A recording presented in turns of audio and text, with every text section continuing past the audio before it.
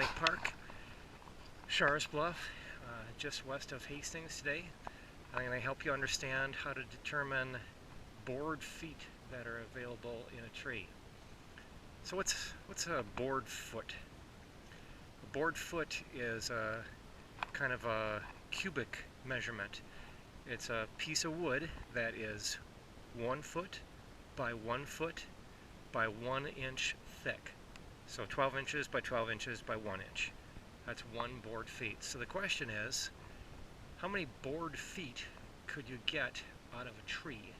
Especially one that had really nice wood, like let's say a red oak, or maybe a beautiful maple, or perhaps some type of pine, like a white pine.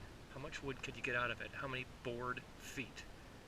So, some trees are beautiful and straight in the eyes of a lumberman. So if you look at these oaks right here, the one that's on its right, you could get quite a bit of wood out of this. It's tall and it's straight, and the first branches aren't until quite a few feet up. In fact, you could measure all the way up to the first major Y, and I'm pointing at that right now, and that's the usable wood that you could get out of the tree. Now if you look at this one on the left, it's not as good. It's got some damage that runs up a good portion of the tree, so the only part that'd really be usable for wood is below where the injury is. So let's look at some other trees and get a sense for them. How high could you measure and get usable wood? So this beautiful tree right here is very straight, and the first major Y isn't until quite a few feet up. So that'd be quite a lot of wood, how many bored feet you could get out of that tree. Now I'm going to walk to another type of tree here. Now this one, it's a beautiful oak, but you wouldn't be able to get much usable lumber out of it. I'll show you why. There are two reasons. One is on the bottom, there's this wonderful outgrowth from an injury. It's called a burl. So you could only measure the usable wood up to that burl, and then above it, 3-4 feet up, is that Y. But you'd only be able to measure until the base of that burl.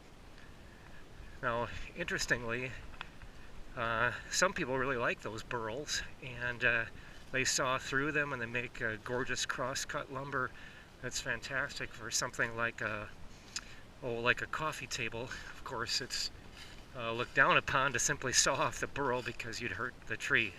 So beautiful wood, but not a suggested maneuver because of the obvious injury to the tree. Now let's say that you did measure up to that first major Y, and you determined how many 16-foot logs are below that Y. So if I look at this oak right here, let's say I used my Biltmore stick, I surveyed the height of the tree, and let's just say that I saw there were 2.5 16-foot logs below the first major Y. And also assuming, of course, there is no injury, there's no decay, there's no burl below that Y. So now how do you determine the bored feet? Well, you'd need a table that will convert bored feet from 16-foot logs. So I have such a table right here. Now if you look at it, across the top it says DBH in inches. So that's diameter at breast height. So you'd have to determine the diameter of the tree at DBH. And also notice across the top it says number of 16-foot logs. So again, let's just assume that our tree was 2.5 16-foot logs, and let's just say that it's a pretty good sized old red oak. So how many bored feet could you get out of it? Well, it's simply a matter of going across and down. So let's say that it's big. It's 28 inches in diameter. So I have that right here with my finger, 28 inches in diameter at DBH. Go across until I hit the column for 2.5 16-foot logs. If you saw well, you could get 670 board feet of lumber out of that red oak tree.